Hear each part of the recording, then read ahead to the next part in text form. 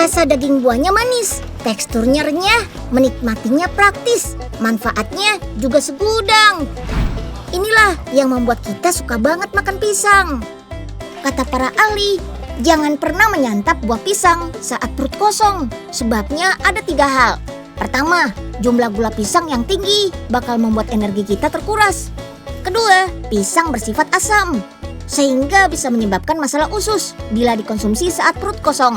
Ketiga, konsumsi pisang bisa meningkatkan kadar magnesium dalam darah yang punya efek buruk buat sistem kardiovaskular. Nah, buat yang gak doyan pisang karena tekstur ataupun efeknya di perut, para kreator selera menciptakan bolu lembut yang bentuknya mirip pisang nih, persis sis. Bolu ini adalah jenis chiffon cake, kue yang sangat lembut. Kuncinya ada pada kocokan putih telur yang membantunya mengembang. Karena punya 6 varian rasa, adonannya akan dibedakan berdasarkan warna. Seperti warna kuning untuk rasa buah pisang. Olahan ini sebenarnya terinspirasi dari oleh-oleh khas Tokyo di Jepang. Tampilan dan rasa yang unik membuatnya populer sejak tahun 90-an. Isiannya yang creamy dan lembut dibuat dari campuran fla dan pasta. Ada rasa pisang, stroberi, durian, coklat, vanila, dan melon. Let's go, bentuk kuenya jadi pisang. Isi masing-masing rasa sesuai warna kuenya deh. Bentuk dan warna yang menarik inilah yang membuat kita tergugah untuk menikmatinya. Apalagi begitu masuk mulut, ada parade tekstur lembut dan krim yang creamy. Beuh, yummy. Yap, selain cita rasa, ada banyak hal yang mempengaruhi penilaian kita terhadap kelezatan makanan loh. Yuk, kulik infonya sambil icip-icip aneka makanan lezat dari para kreator selera dalam liputan Unyil hari ini. Check it out. Si Unyil, yuk kita kemon. Yogurt berbentuk bubuk. Ini spesial nih buat bikin wafer stroberi berlapis yogurt. Kemon, tuang krim stroberi secara perlahan, terus tumpuk hingga 4 lapisan. Wah, nikmatnya dijamin berlapis-lapis deh. Camilan legendaris ini sudah ada sejak abad ke-7 loh. Dulu wafer wajib ada dalam jamuan kenegaraan, bahkan jadi bagian dalam upacara keagamaan. Tapi bentuknya sih nggak berlapis-lapis kayak gini ya. Bentuknya bulat, tipis, dan berpola sarang lebah. Wafer blok berlapis krim yang sekarang kita kenal pertama kali dibuat tahun 1898 di Austria. Namanya Neapolitan wafer. Dulu sih isiannya krim coklat. Kalau sekarang sudah banyak varian rasanya. Bahkan wafer yang ini dilapisi dengan adonan pasta yogurt. Lapisan yogurt ini mengandung vitamin B, protein, dan mineral yang baik untuk tubuh kita. Biar makin cantik, lapisi dengan adonan krim stroberi secara zigzag. Widih, kebayangkan gimana menggugah seleranya wafer yang satu ini? Tampilannya cantik, teksturnya renyah, bernutrisi, dan rasanya juga kaya. Paduan krim manis, stroberi, dan sensasi asam yogurt. Pantes aja makan wafer gak cukup satu. Tahu nggak? Menurut penelitian, suara renyah makanan membuat kita merasa makanan jadi lebih enak loh. Bahkan nih, makin nagih. Makanya nih, peyem yang punya tekstur keras diolah jadi breadstick peyem. Camilan stik panjang renyah dengan balutan coklat warna-warni. Dijamin nagih deh. Selain rasanya yang nikmat, peyem mengandung karbohidrat dan energi. Karena diolah dengan cara fermentasi, peyem juga punya efek untuk menghangatkan tubuh loh.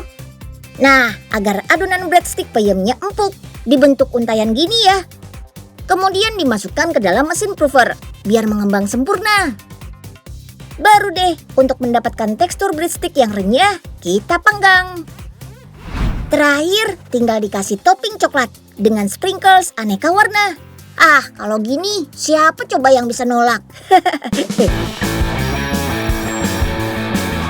Rasa yang paling kita hindari tentunya rasa pahit. Padahal nih, yang pahit-pahit itu justru punya banyak manfaat buat tubuh. Kayak pare. Sayuran hijau yang satu ini adalah sumber vitamin A, B, C, K, dan mineral yang baik untuk tubuh. bisa menangkal radikal bebas, meningkatkan kekebalan tubuh, meningkatkan kesehatan pencernaan, terus bisa bikin awet muda. Makanya di Sidoarjo, Jawa Timur, pare diolah jadi keripik, biar yang gak suka pare bisa menikmatinya. Sebab penelitian membuktikan suara renyah makanan membuat kita merasa makanan jadi lebih enak loh. Apalagi dipadukan dengan rasa gurih yang nikmat. Keripik parenya dijamin bakal menerbitkan selera makan deh. Pare yang dipakai sebagai bahan baku keripik jangan terlalu muda atau terlalu tua ya. Pare-pare ini akan dicuci bersih. Kemudian buang biji dan bagian putih di dalamnya. Di Tiongkok sayuran ini disebut sebagai sayuran gentleman loh. Ini karena ketika dimasak bersama makanan lain, rasa pahitnya gak bakal nular. Nah, biar keripik parenya tetap kriuk, diirisnya setebal setengah sentimeter aja ya. Oh iya, pare itu punya getah yang mengganggu banget. Makanya, untuk menghilangkan getahnya, perlu direndam dengan garam selama beberapa menit. Ini juga bisa menghilangkan rasa pahitnya loh. Baru deh, lumuri dengan tepung dan goreng. Biar keripik parenya tetap renyah, minyaknya bakal ditiriskan pakai alat spinner ini nih. Banyak yang gak terlalu suka pare karena rasa pahitnya. Rasa pahit ini disebabkan senyawa kukurbitasin yang sebenarnya juga ada pada semangka, mentimun, dan labu. Dalam kuliner Tiongkok, pare masuk dalam kategori yin, makanan dingin yang memiliki kemampuan untuk mendinginkan tubuh. Manfaat lainnya juga super loh, baik untuk kesehatan jantung, mencegah sakit gula atau diabetes, membantu penyembuhan kanker, dan buat ibu-ibu nih, pare ternyata bagus buat ngilangin jerawat dan flek hitam. Waduh, ini pare apa karet sih? Susah bener diirisnya. Nggak bisa ya Mpok, sehari aja nggak marah-marah. Halah, pakai protes lagi. Terserah aye dong, mulut-mulut aye. Kemana isi parenya? Duh, pakai nyangkut lagi. Stop Pok, stop. Ada tangan Toga nih. Ya ampun gah, hampir aja kepotong tuh tangan. Lagian ngapain sih? Pakai masukin tangan ke pare. Anu Mpok. Anu. Kagak jelas banget dah. Yuk kita kemon. Siapa bilang makanan tradisional tidak bisa diolah dengan mesin yang canggih? Sekarang bikin bapia sudah pakai mesin canggih seperti ini loh. Iya, bapia, makanan khas Yogyakarta. Di sini bapia diproduksi secara otomatis dengan skala pabrik seperti ini. Mantap kan? Tuh lihat, setelah adonan isi dan kulit diletakkan di conveyor, mesin akan membentuk bapianya. Mulai dari menggiling adonan kulit, proses pengisian, hingga membentuk bapia jadi bulat.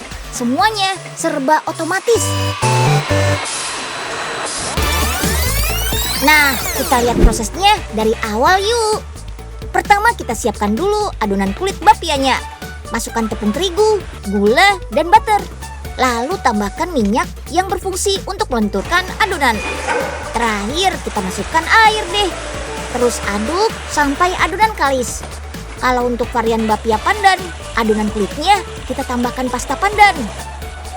Makanya jadi berwarna hijau. Sambil menunggu, kita siapkan adonan isian bapianya yuk. Masukkan dulu adonan kacang hijaunya. Lalu sambal kering. Tenang, gak salah resep kok. Kita memang mau buat varian bapia isi sambal. Sambal kering ini terdiri dari cabai kering dan ebi kering. Lalu tambahkan juga bawang goreng dan minyak. Sebelum dimasukkan mesin, adonan kulit harus digiling beberapa kali nih agar teksturnya halus. Setelah halus, kita lanjutkan proses pembentukan layer kulit atau lapisan kulit bapianya. Kalau kulit bapia biasa terdiri dari 3-4 lapis saja. Kalau bapia ini bisa sampai 9 lapis loh. Makanya kulit bapianya akan terasa lebih crispy. Nah, baru deh kita lanjutkan dengan mesin. Setelah dibentuk bulat, bapia juga digepengin dengan mesin. Wow, keren. Kalau pakai mesin gini, bentuk bapianya dijamin seragam nih. Bapianya diantar sampai loyang secara otomatis juga loh. Kita hitung yuk kecepatan mesinnya. 1, 2, 3. Wih, ada 9 bapia crispy hanya dalam waktu 6 detik. Berarti cuma butuh waktu kurang dari 1 detik buat bikin 1 bapia. Gak heran deh kalau pabrik yang berlokasi di Yogyakarta ini bisa memproduksi 18.000 bapia setiap harinya. Wah, keren. Lanjut yuk, kita oven bapianya. Oven selama 20 menit dengan suhu sekitar 200 derajat Celcius. Untuk varian bapia crispy sambal, kita harus lapisi dulu dengan kuning telur agar warnanya cantik ketika selesai di oven. Produk yang diluncurkan sejak tahun 2018 ini sudah dipasarkan ke seluruh Indonesia loh. Karena memiliki masa simpan yang panjang hingga 14 hari, bapia crispy cocok banget nih buat jadi oleh-oleh. Gak perlu takut basi deh. Karena bentuknya yang kecil dan bisa disimpan di suhu ruang, membuat bapia menjadi camilan praktis yang bisa dinikmati kapan saja. Isian sambalnya pun dijamin bikin nagih. Karena meski sensasi pedasnya menyiksa, kita bakal tetap tergila-gila sama sambal. Ini karena setiap mengkonsumsi sambal akan terjadi pelepasan hormon endorfin yang menciptakan rasa senang. Kemudian hormon dopamin yang membuat kita merasa nikmat dan puas. Inilah yang menggugah selera kita untuk menikmati bapia sambal lagi dan lagi.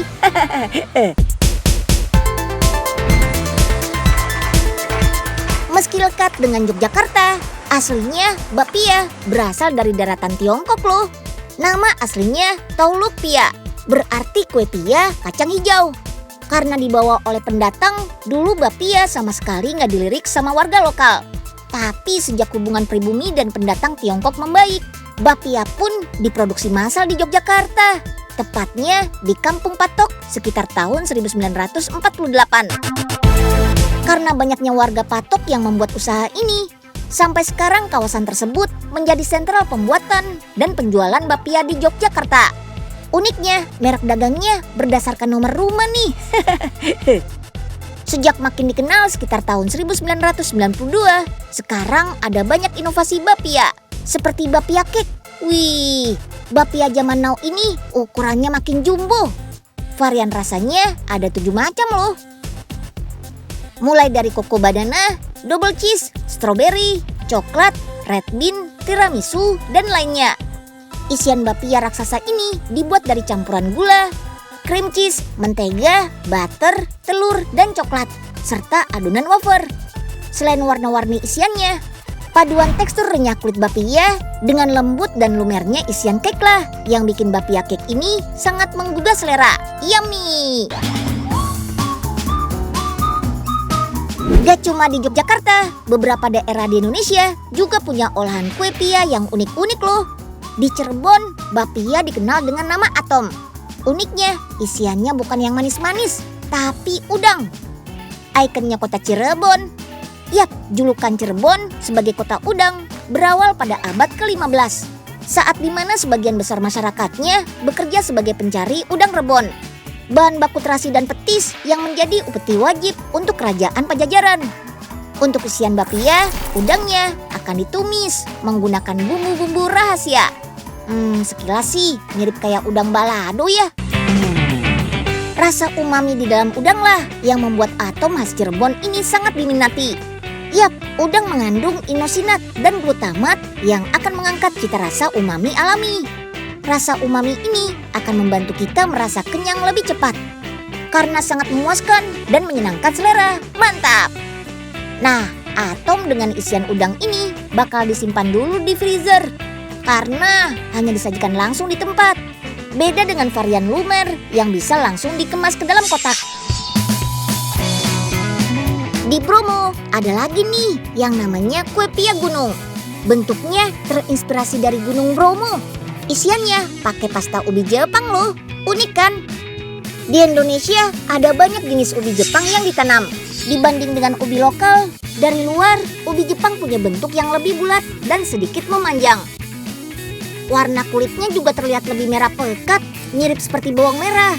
Di bagian dagingnya, ubi Jepang punya tekstur yang lebih halus dan lembut. juga rasa yang manis. Serat-seratnya juga nggak kelihatan kasar, mirip kentang yang direbus kan? Makanya ubi Jepang punya tekstur yang nggak mudah hancur. Ubi Jepang yang lagi dipanen ini adalah ubi Jepang varietas Bemi Azuma. Ubi jenis ini sudah bisa dipanen saat tanaman berumur 4-5 bulan. Lebih cepat daripada ubi lokal yang bisa dipanen pada usia 6 hingga 8 bulan. Ubi Jepang ini biasanya diolah menjadi pasta. Tujuannya biar lebih mudah diolah dan dikreasikan menjadi aneka makanan. Salah satunya ya kue pia gunung ini. Untuk membuat isian kue pia, pasta ubi akan dicampur dengan mentega, gula pasir, sampai susu bubuk. Dimasak sambil diaduk selama kurang lebih 3 jam. Nah, untuk membuat bagian kulit pia gunung yang berlapis, diperlukan teknik khusus nih. Tuh lihat, caranya seperti itu tuh. Adonan diratakan, lalu digulung, dan kemudian isian dimasukkan deh. Sip, adonan pia gunung siap untuk di oven. Dan tara, pia gunungnya sudah jadi. Dalam satu kemasan terdapat 3 varian rasa untuk isiannya. Ada nanas, kacang hijau, dan taro. Warna cantik, bentuk unik, dan rasa isiannya legit. Jadi nggak sabar pengen nyobain kan? Ubi Jepang memang dikenal punya berbagai manfaat buat kesehatan. Kandungan seratnya yang tinggi bisa menjaga kesehatan pencernaan. Di Jepang, ubi juga lebih dipilih sebagai asupan karbohidrat yang lebih aman bagi penderita diabetes. Yap, meski punya rasa manis alami, nilai glikemik ubi relatif rendah loh.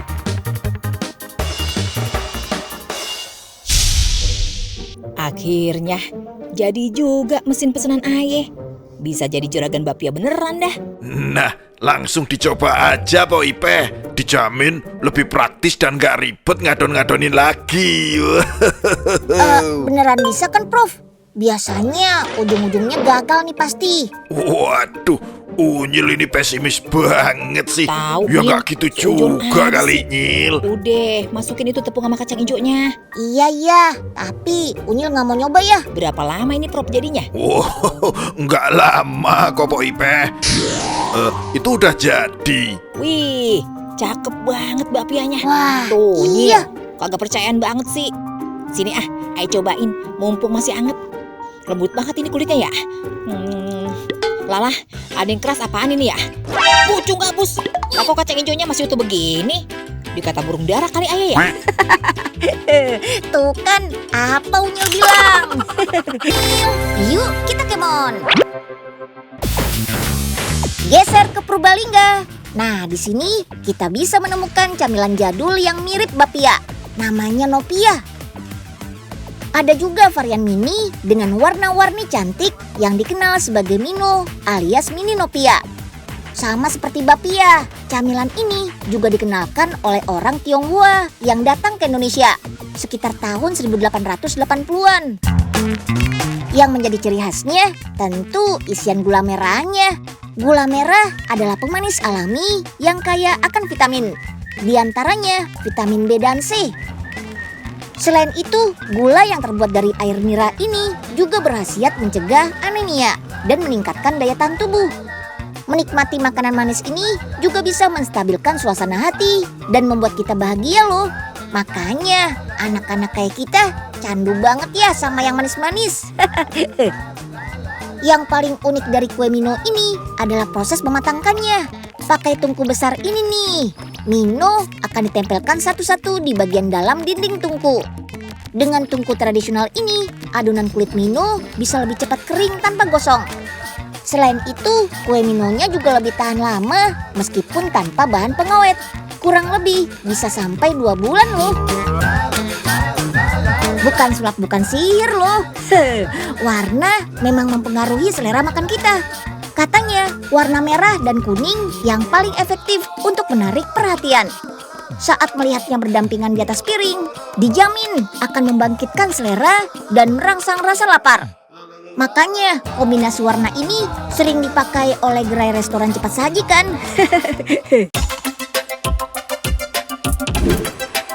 Nah, terbuktikan dalam menilai rasa sebuah hidangan, gak cuma indera penciuman dan indera pengecap aja nih yang bekerja. Nyatanya ada banyak indera yang terlibat. Salah satunya ya indera penglihatan. Jadi buat teman-teman Unyil yang mau merintis usaha kuliner, gak cukup enak aja. Bentuk, tampilan, tekstur dan aromanya juga harus nendang. Biar cuan. Sampai jumpa dalam episode Si Unyil lainnya. Dadah!